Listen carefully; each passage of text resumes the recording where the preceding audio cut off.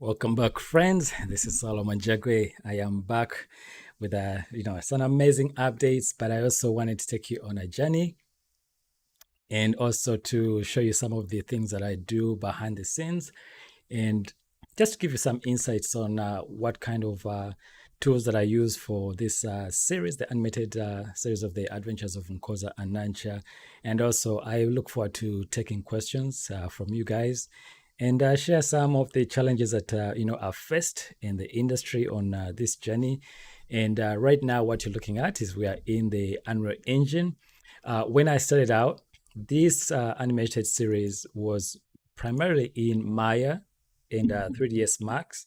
So as you can see, this is the main character, one of the main characters. This is the Adventures of Nkoza and Nancha, the character called Nancha. That's Nkoza's sister. And we are using the advanced skeleton rig.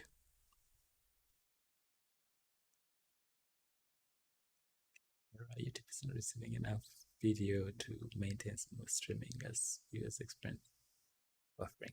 Okay.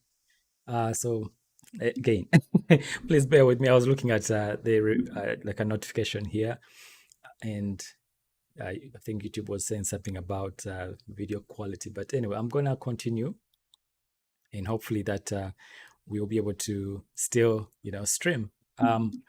So, anyways, I'm trying to walk through some of the challenges that I've encountered together with my team. One of my best teammates that I work with is his name is Bruno Sekandi. He's based in Uganda. He and we've been working on Nkoza Nancha for a long time. So along the way, I've had different people who have come and helped, in the process. And as when you have a dream as an indie filmmaker, I mean, you have to do with what you have, right? Whatever you have is what you have to start with. And when I set out these characters, I had a version of them that were created inside of iClone, but I knew I wanted something that was unique. And that's how I decided, let me create some, let's pursue another path of getting the characters that actually reflect the ones that are on the website. So one of the things that I had to do earlier on is, again, I had to actually create an LLC to be able to start this business. Because initially when I started out, I was just doing Koza and Nancha just as a passion project. But as I talked with my wife and other people who have given me advice, I actually had to like take this as a business, in order to be able to file taxes, in order to be able to take advantage of like really, really amazing opportunities. I had to have an LLC. Otherwise, it was just a briefcase, project. And it's okay. I mean, you can start a project as you can start like a journey as a dream with just one single product. But it's so important to be able to eventually transition to an LLC as you continue to work with bigger companies, and also as people reach out to you and start like wanting to Hi, Anthony. Good to see you. Thank you so much for joining. At any point, if you have any questions that you want to ask, please go ahead and ask as I'm just going through. I'll do my best to respond. And also, please kindly share where you are. I would love to know where the community that I'm part of, where you're based. Is it what country you're in? What kind of, what's the weather right there? Some of you guys have really not had a chance to interact with in terms of actually seeing in person. So every now and then I'll maybe turn on my video off and on as I'm going through the Unreal Engine and the other programs that I'm using. But for now, let me leave it up there so I get to chat with you in real time. Yeah. So Anthony, let me know where you are, watching from. Okay. And so again, I was sharing some of the challenges that I've encountered and where we started. Oh, hi, Robert. Good to see you as well. Must be nice weather in Florida, yeah? Yeah, right now I'm in Virginia, so it's kind of cold. I wish I could play golf. I, I know, for my birthday, usually on my birthday, one of the things that I ask for is to be able to, play golf as a gift. And so when I think of Florida, that's like perfect weather right there. It would have been awesome. So anyway, So when I started out, I was doing characters differently. I was making them in 3ds Max, Maya, and also iClone. Yeah, and so I was trying to. I had a dream. This dream was to be able to create these two characters based on my daughters, and I wanted them to learn about my culture, to be able to see what kind of experiences I had, to be able to learn my language, and also to be able to capture life in the village. Of course, I grew up in the village, in a village called Via in Masaka. And my grandmother used to sit me down in the evenings and tell me amazing folk tales from Uganda. So I wanted to be able to recreate that, but using animated characters. So that's how I started working with, creating the characters. Early on, I did like some concept art of the two main characters, the girl and boy, and then eventually the path led me to this. And that's why I was saying that as you guys are stepping out and creating your own, bring your own dreams to life, it's important for you to capture, like document the process, because it's going to be amazing when you look back at where you started out, and you'll be able to inspire others. Because one of the things that have really, at least for me, it has inspired me, is looking at how James Cameron started out, before before he made Avatar.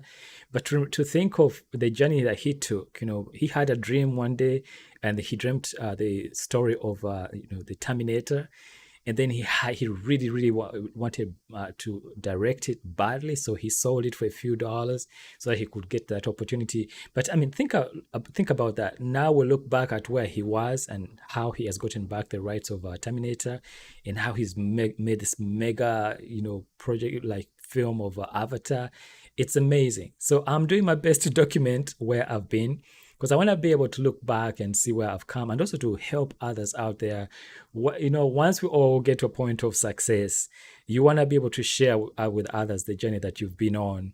And so I'm excited to be able to pursue Nkoza and Nancha, and also to share with you, my community, the path that I've been on to create these characters and this journey. And it's really, really grateful to the team that has come alongside me, and every single person that has supported me along the way, right? So when I started out with in Maya, the reason I actually started out in 3ds Max was the Octane render engine, because we struggled so much to render in Maya and 3ds Max, and we were using mentor ray at the time, and it would take forever to render like 10 seconds. Even a minute was like almost like you had to wait a long time to get to that, right? But as time passed, the auto eventually came out with the Octane render engine, and that's what made me jump into the working with 3ds Max, because the Octane render engine at the time, the plugin for 3ds Max was the most stable. And that was when I did the first short film of The Adventures of Nkoza and Nancha, this film right here.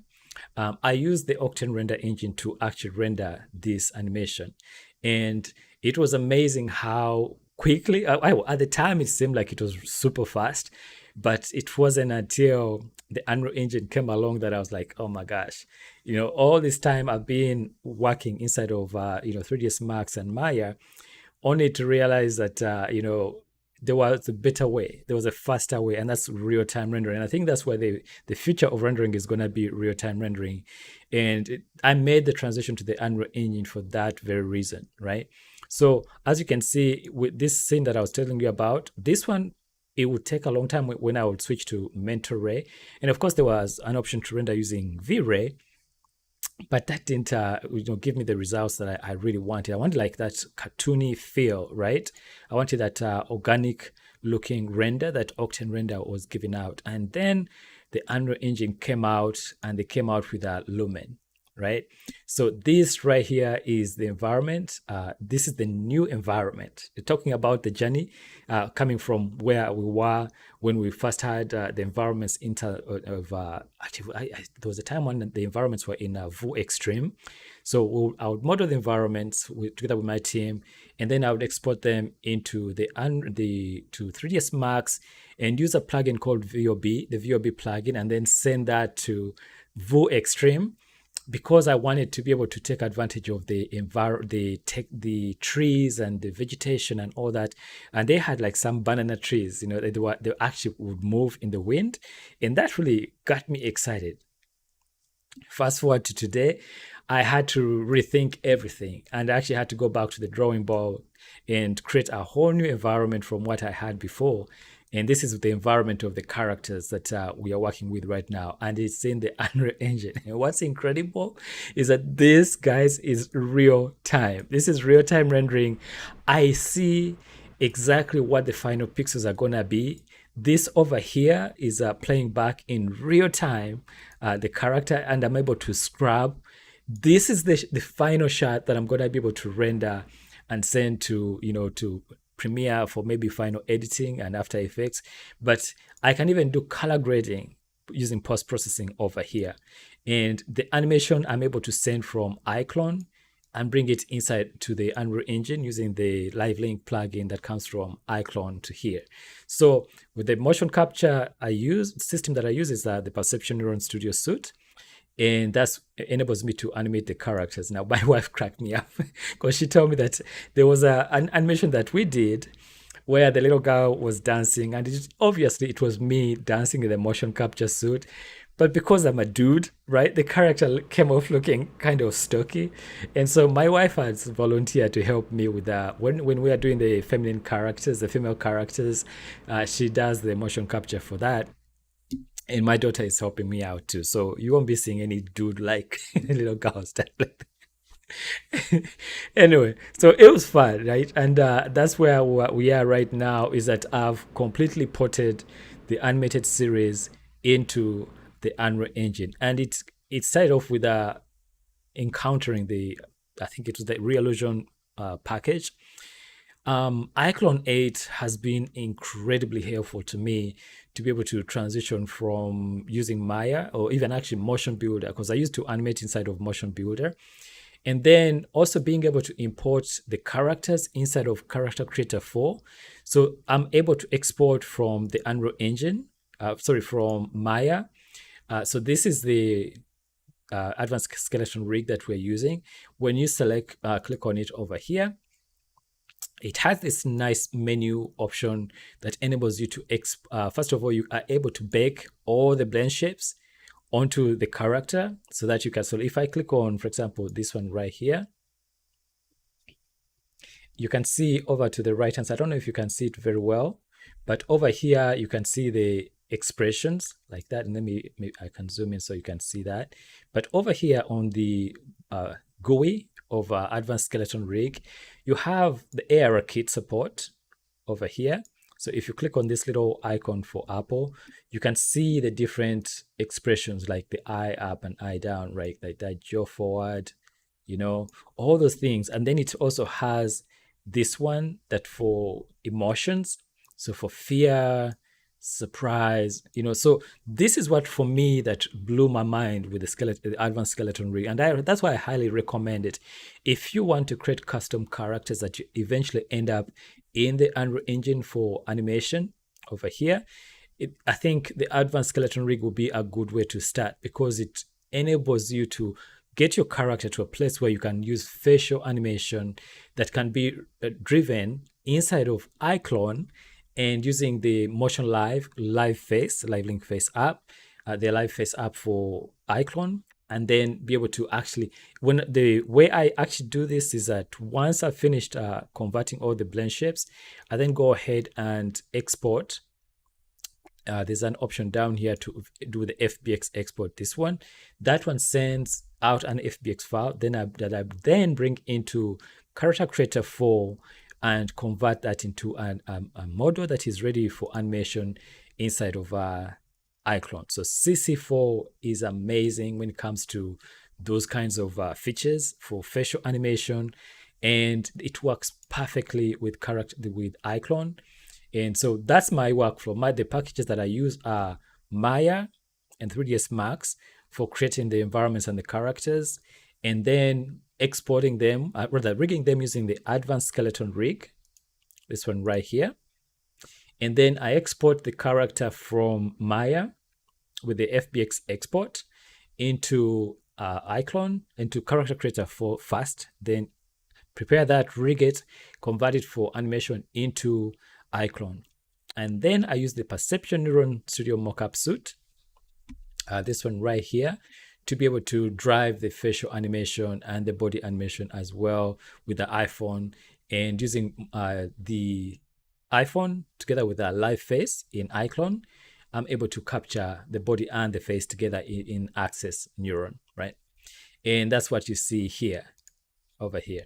So inside of the packages that you can see over here, when I click on Character Creator, these are some of the tools, the plugins that help, along the way. So right here, the Metahuman Live link and also the Unreal Auto Setup, those are extremely important to making sure that your custom characters end up looking the way they look in iClone and in Maya. So this auto setup makes sure that when it's installed as a plugin in the Unreal Engine, you'll be able to convert the textures that come in from CC4 and iClone into shaders that can be rendered properly inside of the Unreal Engine. And so right here, when you go, that's why you can see the characters look like that. And let me go zoom into the little character over here. Like so. So those are the characters that I was able to create. So this came again, this is the boy character called Nkoza, and that is the sister over here. So this is outside, and this is inside over here. So if I actually kick her out of here, and let me maximize this, and let's select her. I'm gonna rotate around so you can actually see her room. And this is all in real time. No more waiting for renders in using Mentor Ray. And I know other render companies that create render engines, they're also working as fast as they can to achieve real-time rendering. But the fact that I can do this inside of the Unreal Engine for me is super, super amazing and also efficient. There was a time when I was like, man, how am I ever gonna finish the episodes for the Adventures of Nkoza and Nancha? And then I remember, once I got the opportunity to go through the fellowship, the Epic Games Fellowship, the Animation Fellowship this year, it opened my eyes. I was like, I am sold. I am going full blown into the Unreal Engine and be able to do this in real time, because I'm able to preview the animation, guys, like in real time, right? If there's a frame that I'm curious about, I can still zoom into the character and see if I what needs fixing, and this is real time. Like, this is the lighting that is going to be, the shadows are in here. I don't have to wait for a preview render to see how all of this is going to, look. I can preview inside of the Unreal Engine in real time, and that blows my mind. So for you guys out there, and I know I have communities from across the world, those who are in Africa, I know it's kind of difficult to download the full breadth of the Unreal Engine, but if you're able to, I highly, highly encourage you to consider looking into the Unreal Engine to be able to use it as a filmmaking tool, right? And this is what has helped me make a lot of progress with this animated TV series that we're working on. And we have a lot of other things that we want to do, right?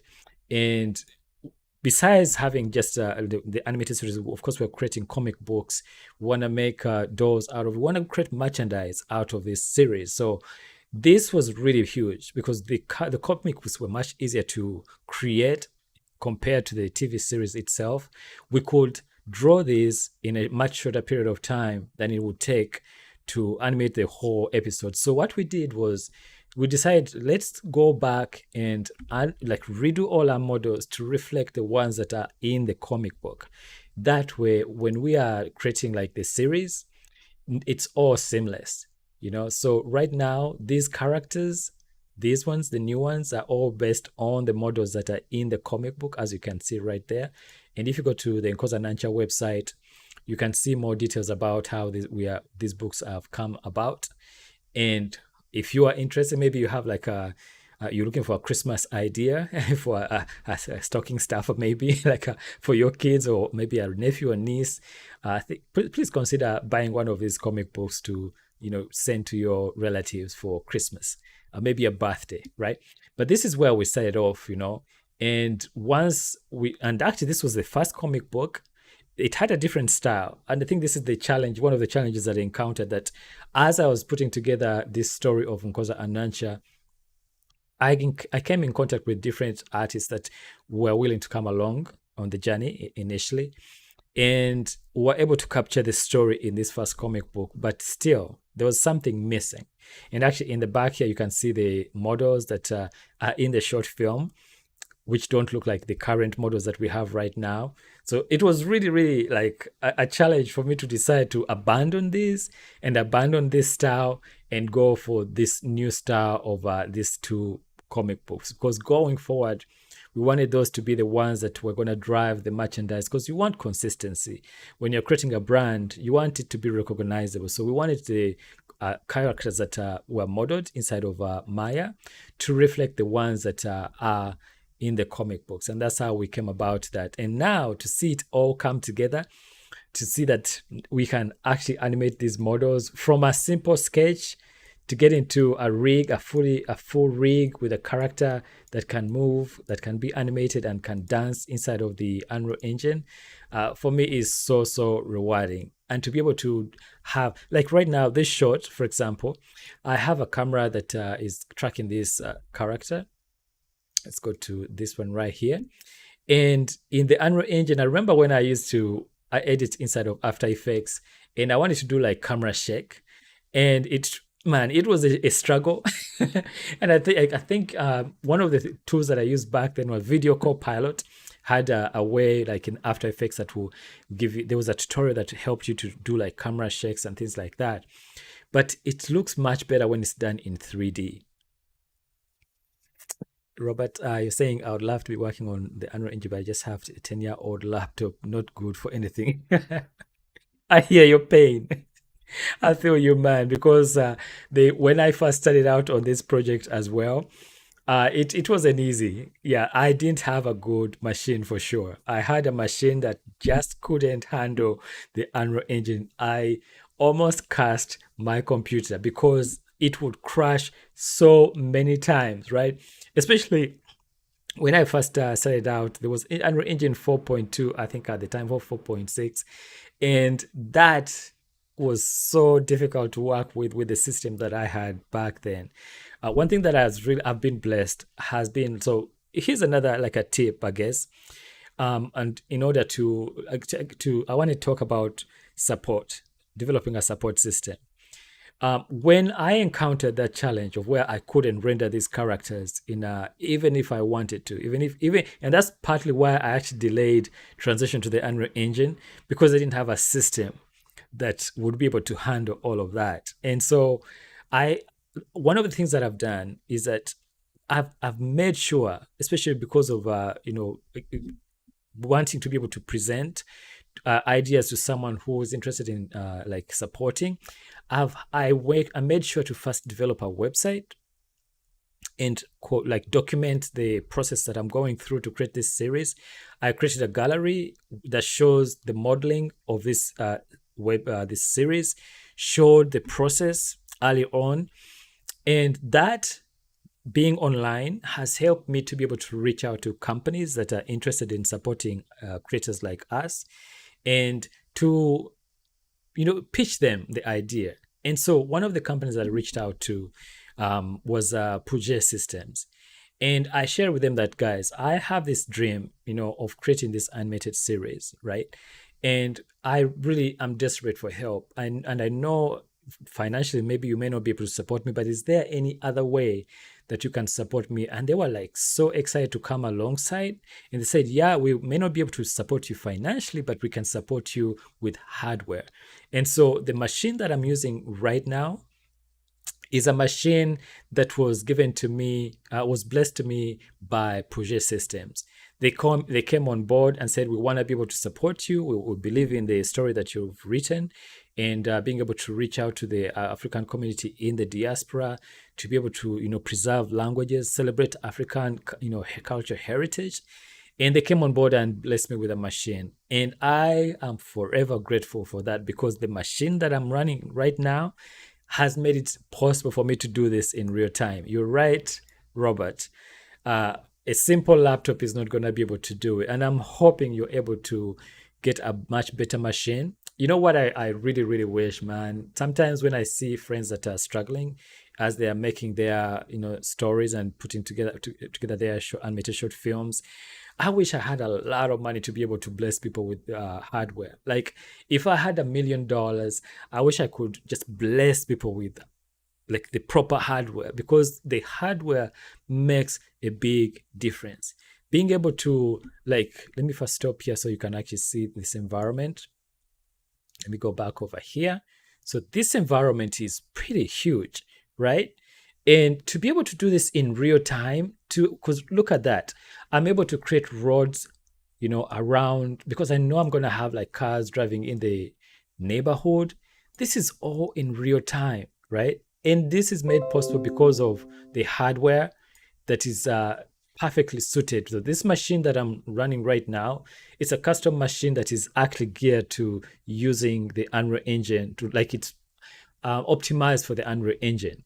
So that's why I'm able to get such good frame rates and be able to load these amazing, environments, and the characters can take advantage of the different neighborhoods, because I want to fill this world with different families that are going to be, friends of the adventure of Nkosa and Nancha. And also here, for example, on this tree, this is their main tree. You'll see this in the episode. This was modeled in Maya, and to be able to visualize this in real time is invaluable, and that's why the hardware comes handy, because now I can pick a shot from anywhere and be able to decide, okay, that maybe I'm going to have a flying. For example, right now I'm working on an episode, and you can probably guess what it's going to be. Maybe but I don't want to spill too many beans. Anyway, but you're gonna see it, right?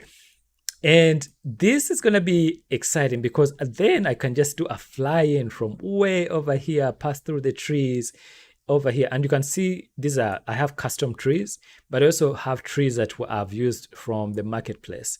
And one thing that I highly, highly recommend, guys, is that the bridge by Quixo, this Quixo bridge. It has an incredible array of geometry that you can repurpose. But when it comes to, if you have like a custom environment like we do, I urge you to be able to create things from scratch, because that's going to make a big difference when you're branding. Because chances are, if you use the same thing that on Quixo Bridge, other people are also going to be using the same tool, right? So you end up imagine submitting to a film festival, and both of you use the same tree and it shows up in the same shot. It kind of looks like cookie cutter. Yeah, so it is important, and I encourage you guys, try to create something that is custom, so that your characters feel like they're in a world that you customize, that you created for them. So this is the world of the adventures of Nkosa and Nancha, and their best friend, Princess Anichandra, who lives over here. This is their home.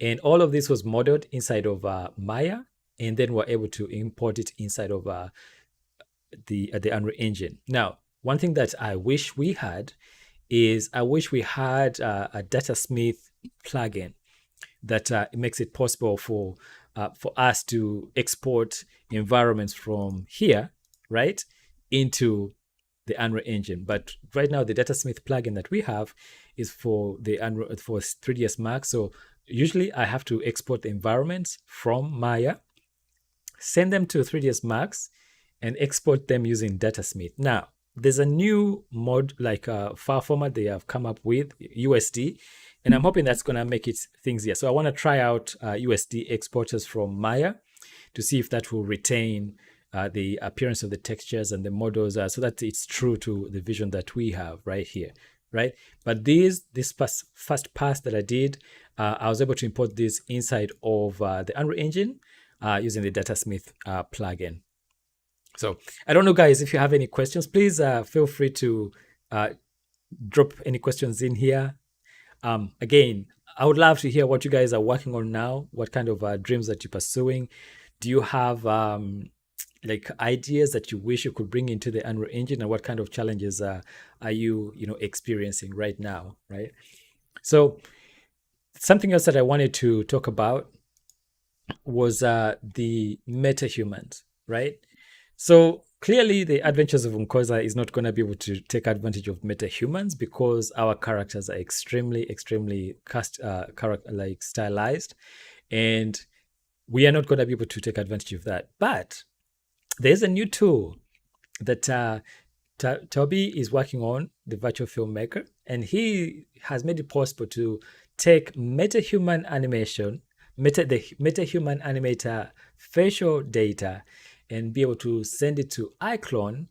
And but the thing is, because metahumans, the EULA says you have to use them inside of the Unreal Engine, and you have to render them inside of the Unreal Engine. So the MetaHuman animator also has the data has to be used inside of the Unreal Engine. So that's why for me, I'm actually porting everything into the Unreal Engine because I want to be able to take advantage of the MetaHuman facial animation because it's, first of all, being able to capture the tongue movement. Like when we do like facial animation, one of the things that we struggle with is being able to capture the an enunciation of some of the words.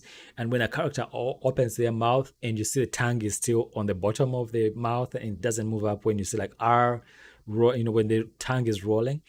But what the MetaHuman animator does is that it uses the audio, that is captured during the performance, it will be able to drive the tongue movement.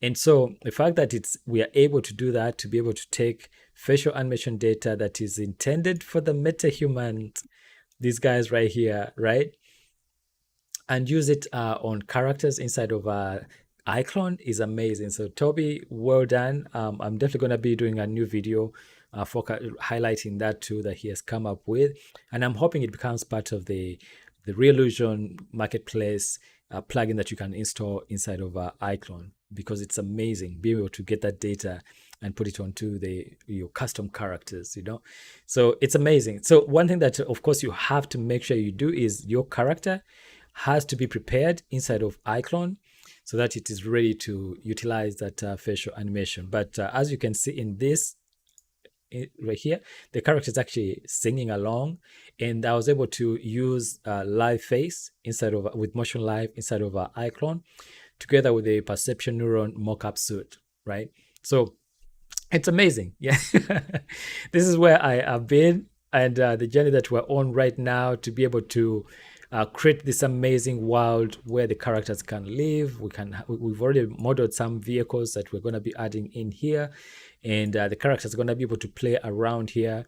And I mean, it's exciting to be able to see things come to life inside of the Unreal Engine. And I cannot say thank you enough to the Epic Games team for being able to accept me into the fellowship, the animation fellowship, the Unreal Animation Fellowship. That was such an eye opener for me, and I am completely sold. Being able to render, like being able to get like shadows like this inside of the Unreal Engine, right? And being able to load all these environments. It's amazing. Like things like this, like a character like this, I can, if I need to like fix it up. This is all modeled inside of Maya, but now because it's in the Unreal Engine, I'm able to edit, and I can say this is a local rotation. Let's go back. Let me actually first stop this right here and expand that. And I can go from global to local rotation like that, and then turn off the snapping. So I can rotate it like that. Hi, Robert. Good to see you. Hi, Animotions. I don't know. I don't know if that's your channel name or that's your real name. So you're saying that this restriction on rendering the UE metahumans only in UE is a huge impediment to their adoption. Yeah. So I understand why they do it. And I understand why they want to keep it inside of that ecosystem, because it's being optimized for the Unreal Engine, for Lumen, and even the Metahuman animator. I mean, think about it. We are using the Unreal Engine. If you're not a big studio, you're using it for free right now, right? And from what I mean, looking at the capabilities that I'm able to get out of this engine, I still can't believe it's free. You know, because this would have been an expense for me to be able, like Maya, for example, you have to pay monthly. So right now I have like a yearly, I think it's $265 per year for Maya, and I have to pay for 3ds Max as well. That's another license that you have to pay for. And think about that. Even though we still model inside of Maya, you still have that to incur that cost. But to be able then to animate inside of the Unreal Engine, because remember I used to animate inside of Motion Builder, and that's another license that you would have to buy. So for me, I see why they would say they will restrict the metahumans. I understand it's limiting, but I think the metahumans seem to perform best inside of this environment, and that's why I think it's okay. For me, I embrace it, because hey, beggars are not choosers. That's the saying. If you're giving me a free engine to work with and you have your own tools that are in there, I can understand that, and I hope you guys can understand it as well. Because I mean, they still have to make money somehow, and they want to keep the ecosystem here. So you continue to use this tool, just like I'm converted. Think about it. Had I not been in the fellowship, which by the way they funded, I didn't have to pay to be in there for 4 weeks of like intense training. They had to pay people. All of that was given to us, the fellows, for free. But the idea was for us to be converted, to become ambassadors. So when you hear me talking about the Unreal Engine and me being able to do things like that in the Unreal Engine, it's because I'm seeing the light. I mean, they've created a tool that for me, I think, has opened up my eyes to see that I can create an amazing TV series, create worlds that can come in, and then I'll be able to use Lumen to render them in real time.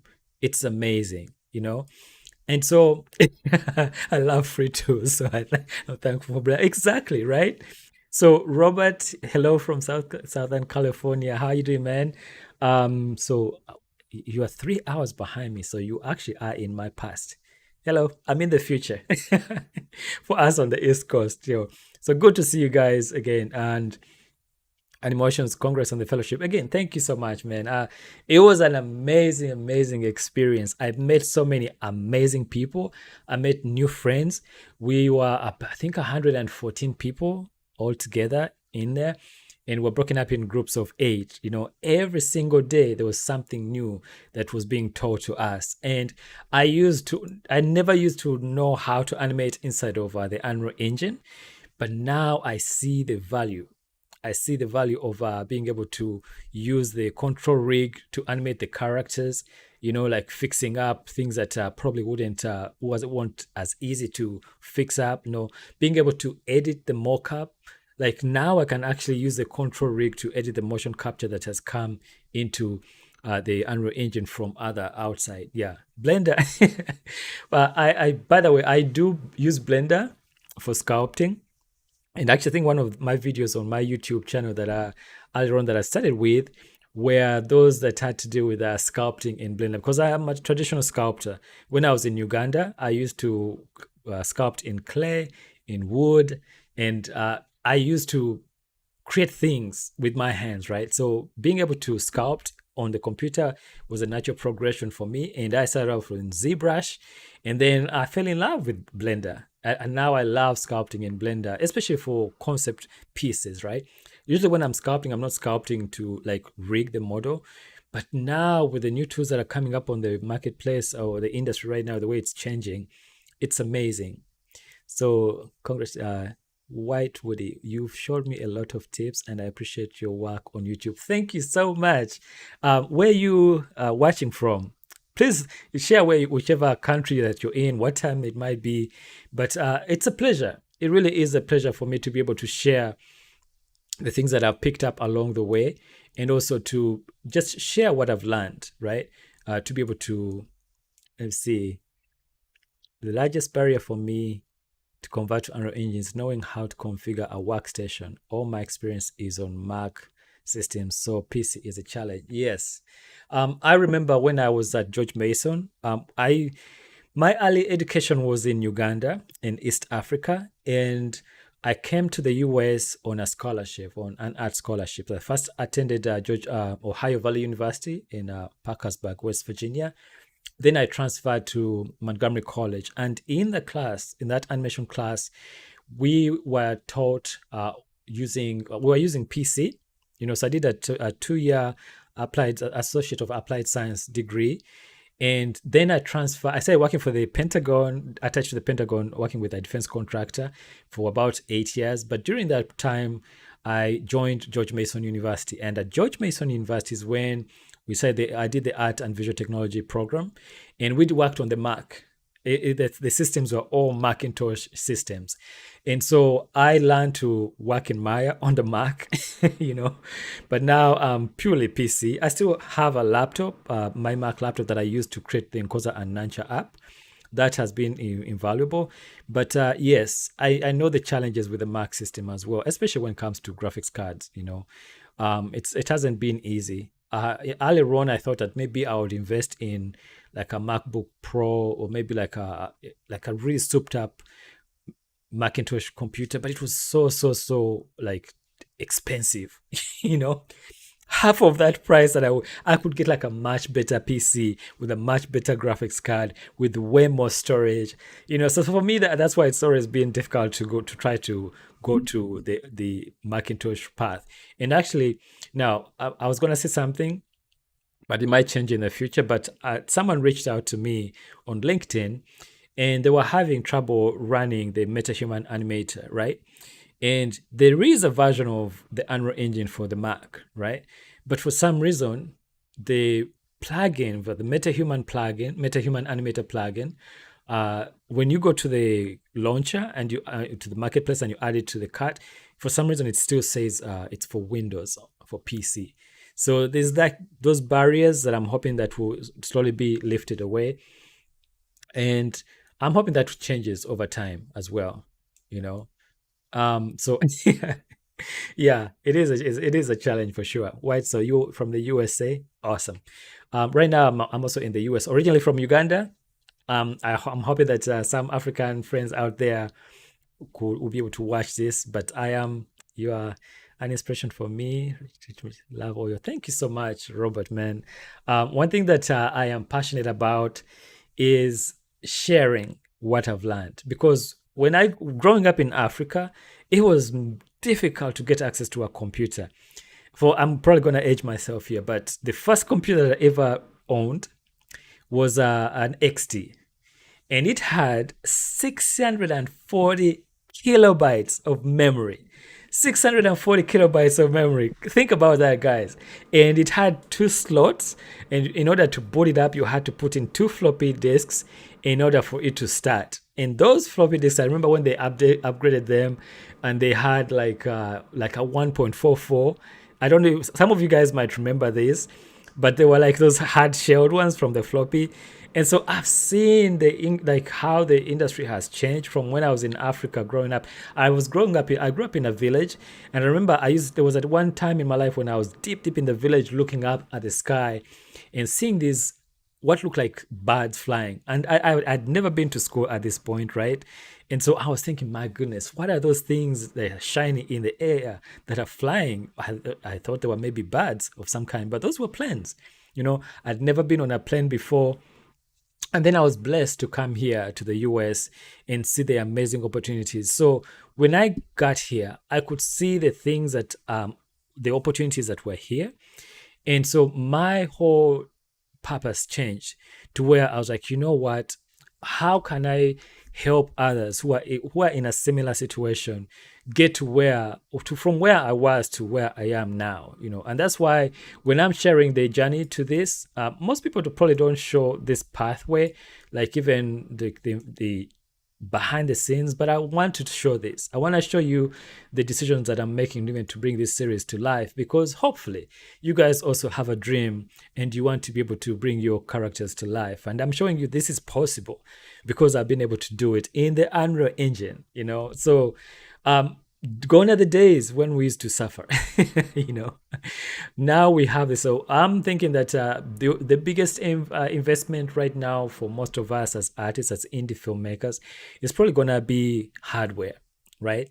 And so as my channel grows and as I become financially stable, I really, really want to find a way to give away like machines. Like I want to like buy machines that I can actually give to some of my community. Of course, I can't. Right now, we're at 105,000.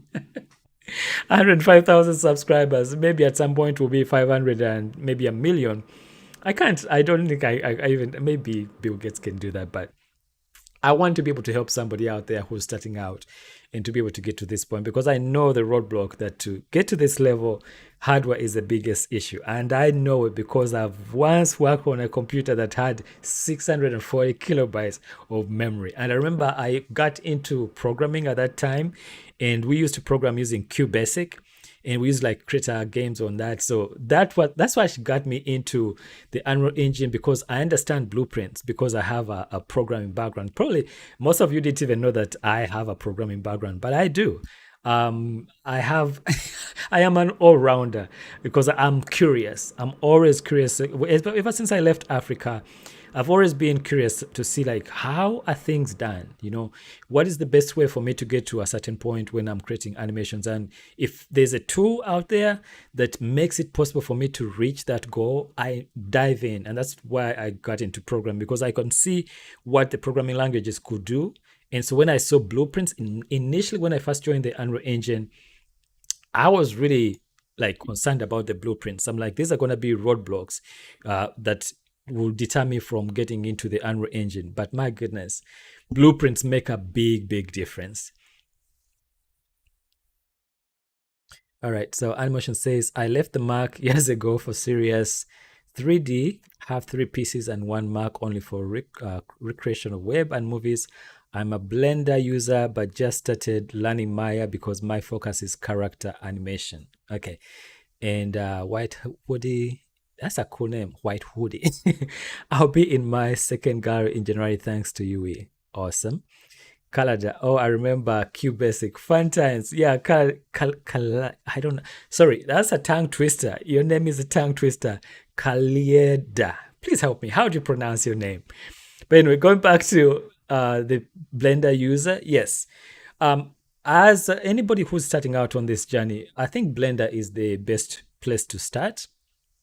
And as you get more money, when you get more funding, then definitely consider looking into iClone and Character Creator 4, because they've been incredibly invaluable for me in my journey to get to where I am right now. These characters, the one that you see are animated, I wouldn't have been able to do that had it been not for Character Creator 4. And being able to take this model from Maya using the advanced skeleton rig in animate it, or rig it inside of CC4, which is Character Creator 4, and then animate it inside of iClone, and then use the live link. So this plugin right here, the Metahuman, the live link. So you have the Metahuman live link, and you have the Unreal Auto setup, those two. And then if I go to iClone over here, this other plugin called, where is it? The Unreal Live Link. That's what's enabling me. You can call it, okay, Kali. Sorry. I feel like I was murdering your name. I'm sorry about that. Okay. So I'm using the Unreal Live link to send my custom models from iClone to the Unreal Engine. And the awesome thing is that you're able to send the characters with the mockup file and the facial animation all the way to the Unreal Engine. And then once the character is transferred to the Unreal Engine, you can then send new animation from iClone and just update the animation. You can actually create like a bank of animations and then apply them on the timeline down here. So you can see like I have the character over here, and there's animation data that is applied to it right here. And you can see it's a spider dance over here. So this character is actually dancing to Itsy Bitsy Spider. the Luganda version from my language.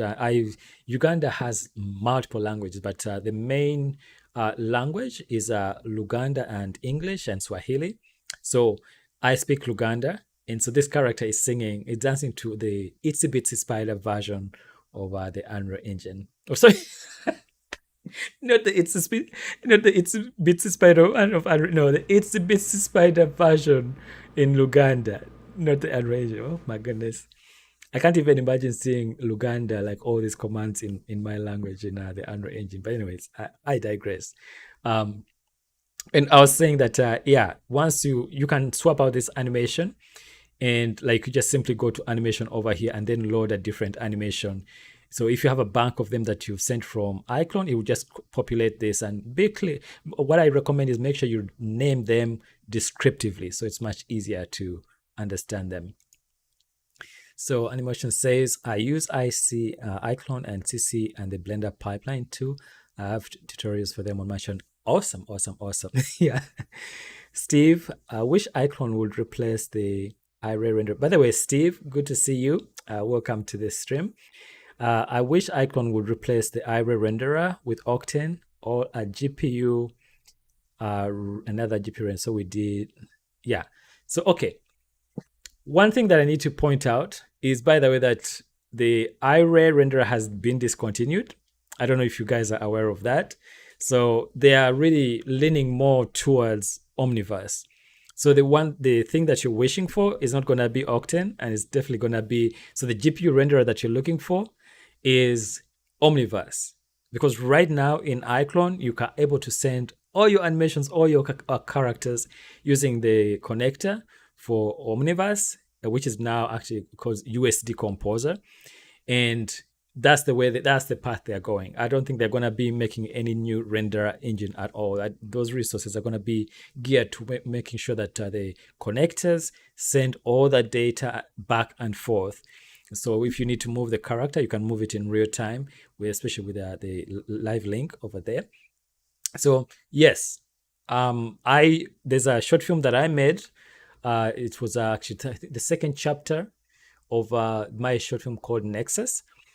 And I used the iRay renderer for that. I wanted to test myself out to see, could I render something entirely inside of iClone? And I actually did. So it's still possible to render inside of iClone using the real-time renderer, and you can so I have like one thing that I forgot actually to mention.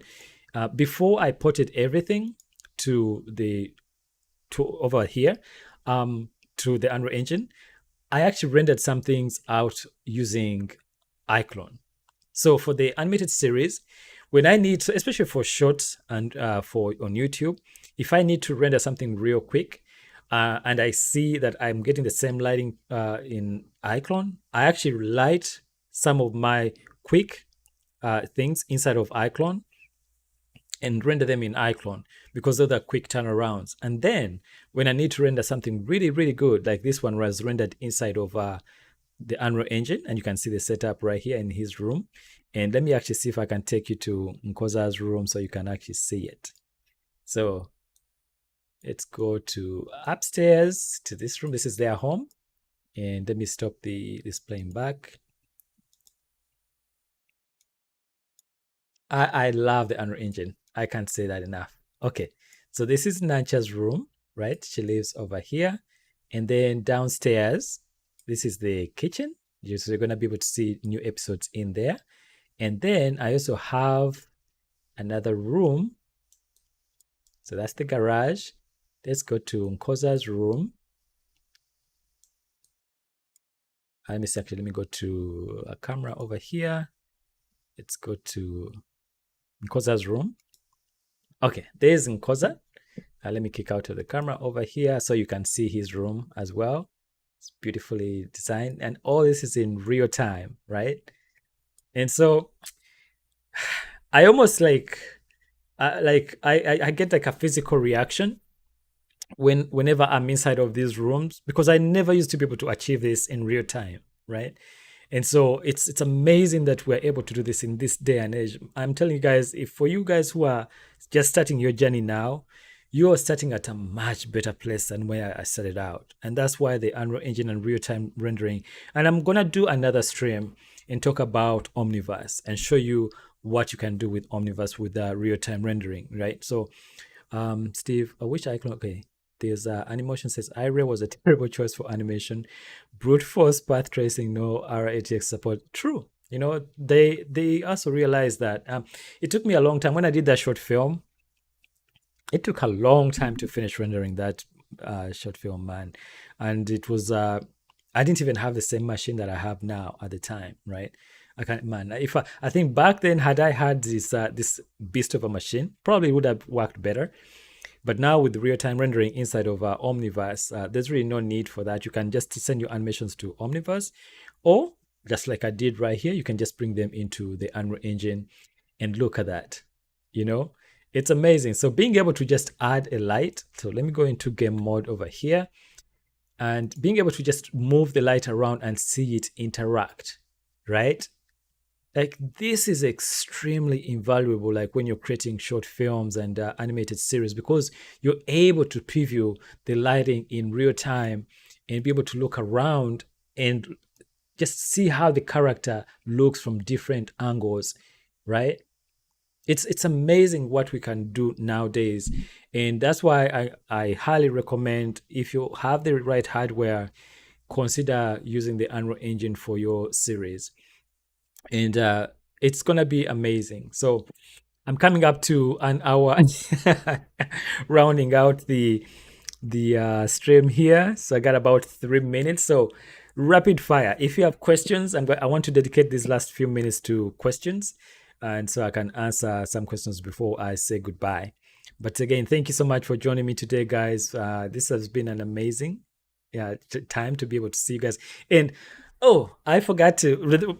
One of the main reasons was to celebrate reaching 100K subscribers. My goodness, it's been mind blowing to see how fast it has gotten to 100,000. And actually, look, it's at 105,000 right now.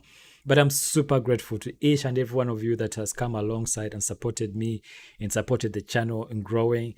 Don't stop sharing. Please tell your friends.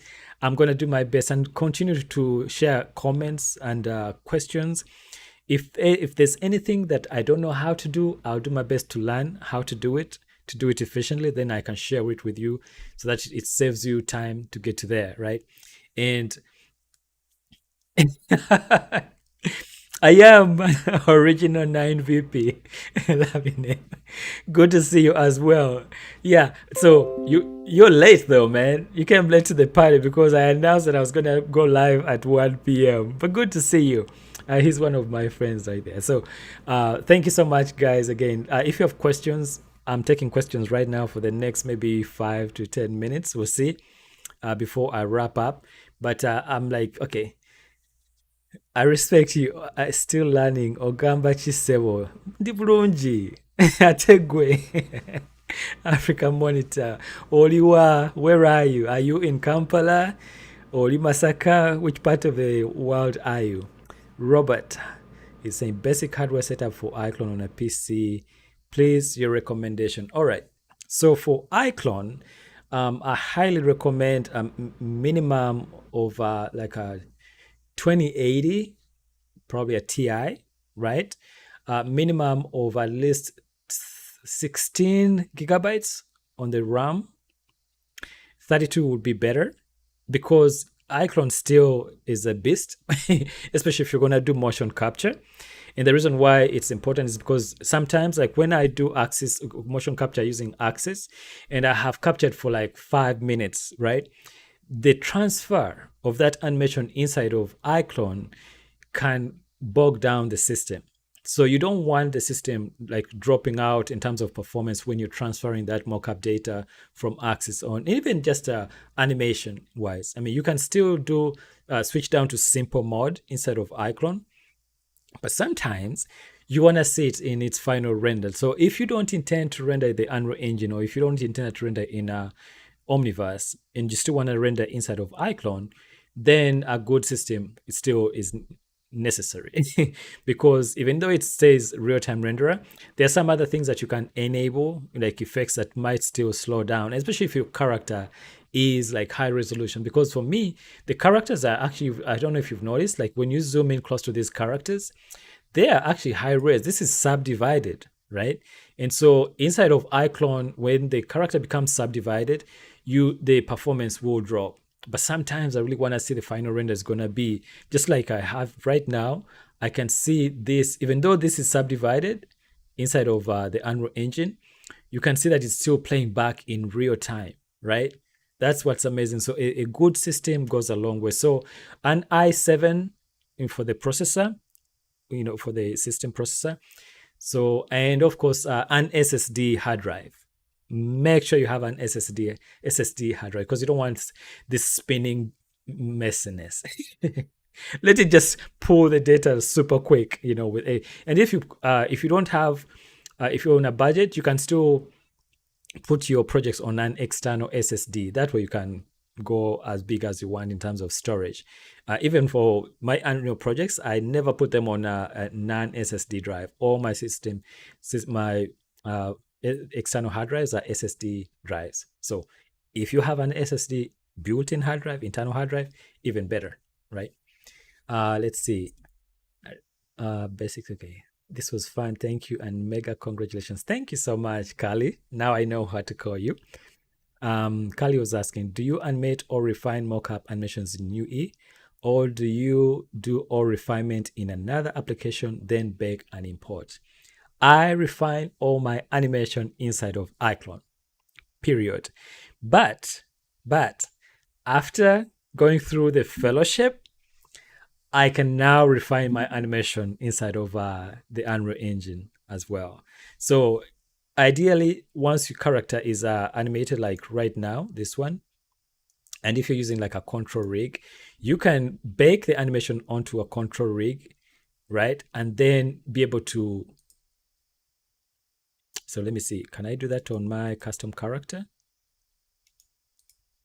Yes, you can bake to control rig and make sure your character has a control rig. So there's another export. I need to do a tutorial on this, but there's another way to bake these rigs, control rigs from Advanced Skeleton Rig, so that they can work inside of the Unreal Engine. So you're able to then edit the animation. Like maybe if you need to edit the fingers, you'll be able to edit them inside of the Unreal Engine. But for when I'm trying to work super fast, I do all my editing inside of iClone. I refine the mockup inside of iClone. I refine the facial mockup inside of iClone, especially now with AccuFace, the new plugin from Reallusion. It makes it even better. And also Access Studio has come up with a new, like this head-mounted camera rig and a new plugin for facial mockup that works together with the Perception Neuron Studio. So now I can do both the head and the face together. All right. What else? What do you think about the future of mesh to Metahuman? Noah Studio, good to see you, Noah, and welcome to the stream. What do you think about the future of mesh to Metahuman?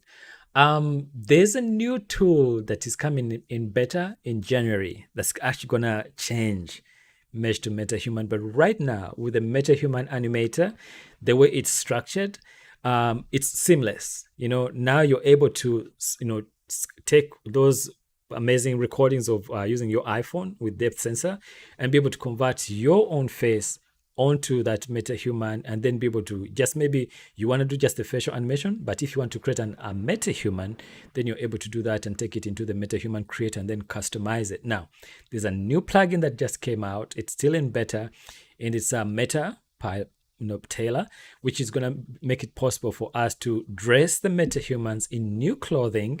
And there are a couple, I think there's a video on my YouTube channel that you can take a look at for an insight on how that goes. I'm already doing some tests, and you're going to see a new tutorial of how I was able to use some dust clothing in that. So I'm glad it will be helpful. And so mesh to Metahuman, I think if you're really wanting you want like a custom Metahuman, that's one way to go. And you can also bring in a custom Metahuman a custom mesh from Character Creator 4, and then send it, use it as the starting mesh inside of Unreal as a mesh to Metahuman, and then be able to bake the body and the face textures onto the Metahuman. So they're refining it. Revolution is refining it so that we can actually get the niceness of the textures that you see inside of CC4, inside of character, and right inside of the Unreal Engine. Thank you. This was amazing. Thank you, Robert. Okay, you got me again. What's the new tool for mesh to Metahuman? So it's there's a plugin. I saw it on LinkedIn. I spoke to the gentleman his company is working on, and they are adding me to the beta testing program. It's gonna be amazing. Yeah, I'm gonna do a video on that for sure.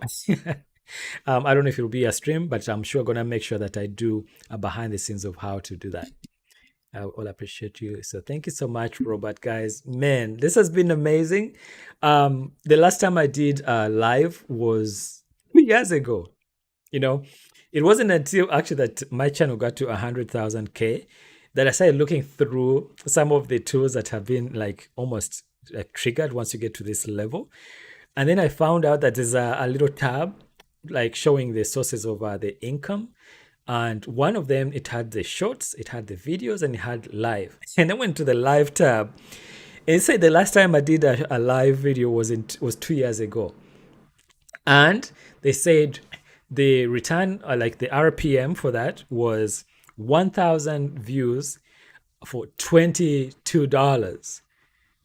I was like, no way. You mean I've been missing out on making some extra money? So I'm going to be doing some more lives, I think. So one of the things that I'm realizing about YouTube, guys, is that it becomes a platform to actually provide, because I've been struggling, man, to raise money for my animated TV series, but I see the potential of this YouTube channel being able to actually fund my animated TV series. Like once we hit 100,000, I'm telling you, things changed. So I'm going to see where this goes, and I'm going to stay consistent, but I see a pathway. And I encourage you guys, if you're starting out on YouTube, don't give up. Just make sure you do something every other day so that you continue. Because I'll give you an idea, like an example. In 2020 is when 2020 was when in 2020 of May, I had 3,300 subscribers at the time. My wife sat me down and said, Salman, take a look at this guy's YouTube channel. And he showed, I think it's Graham. He talks about real estate investment. And he showed how he set off, and earlier on he was making like $3-4 here and there. But as he consistently worked and continued to add content, he actually built up the community to a point where it was actually making enough money. I did not believe that it was possible to make that much money on YouTube, right? So say, when does your new YouTube plug come for? You know what? I'm glad you brought that up because I'm excited. I don't know when it comes. I've looked at other YouTubers and asked. I've tried to see if there's do I have to ask for it? Is that too forward? You know, or do you wait? And I think most of the YouTubers that reach 100,000, they have to wait for it to show up. I have a place over here. My friend, I think it's Corey Williams, tells me you better clear up some space on the wall so you can actually put it up. I have a space waiting right here to put it up, and I'm excited, guys. You guys have been with me from the beginning. You've seen how this channel has grown. This is evidence of consistency, right? This is evidence of consistency. So I encourage you guys, if you're starting out on YouTube, don't give up. Please don't give up, okay? Do something every single day. Same thing with the animated TV series. For me, I started somewhere. I had to start somewhere, and slowly but surely, I'm seeing the fruits of that labor slowly coming to bear. And if you have an idea, don't sit on it. Put it on a sketchbook. We just bring it out. I remember the first sketch that I did over my animated series. Let me see if I have it on my gallery over here. It was like a simple sketch, and you can see the where we started out, like back there. And you can see the village, some of the sketches that I did. That was one of the sketches I did of the character that you see up on there that has been modeled. I remember when I made this, the wire cars and all that, I had a vision in my mind of how I wanted these characters to be. And now with the characters are live and they have life and they're starting to populate the world. So this is where I set out. And that's why I'm saying that please don't give up and continue to dream big. Never, ever give up on your dreams. So thank you so much, guys. I wish you a blessed day. And thank you for joining me on this stream. Stay blessed as always. Much love. If you're new, anybody who's new to this channel, if you're not subscribed, please consider subscribing and hit that notification bell so you're alerted when I post a new video. I'm going to try to do more of these so that we can talk about art. We can answer more questions, especially for those videos that I feel like need more in-depth explaining and cannot cover in just a little bit. Yeah. Thank you. Can we exhibit your series on our Roku channel in the USA and Canada, Mr. Jagwe? Can we exhibit? I'm not sure. So you mean like viewing it? Our Roku channel in the US and Canada. So yeah, please send me a note, maybe on my Facebook page, so I can maybe answer that in a better way. So I'm not sure what that is, but thank you. Thank you for all the questions. Thank you for the support. Thank you for helping me get to 100,000 because each and one of you have contributed to that number. And I'll do my best to continue creating YouTube tutorials. Thank you. I'm for eternally grateful. And help me get to 500,000, 1,000. So continue sharing the tutorials and the videos with guys. So, okay. Thank you so much. I'll reach out, Robert. Okay, Facebook, yes. Facebook page. All right. Kali, Robert, Original, 9VP, Noah, Africa Monitor, Animotions, White Woody. Thank you guys for joining me today and everybody else. And I want to give a shout out to all my patrons. Thank you so much, guys, for your support. I'm going to do my best to continue finding ways to give back. And I will do that through whatever I learned to do well, I'll share with you so that you too can bring your dreams to life. Okay, bye for now. See you. And my goodness, thank you for 100,000. I can't say that enough. All right, bye for now, guys.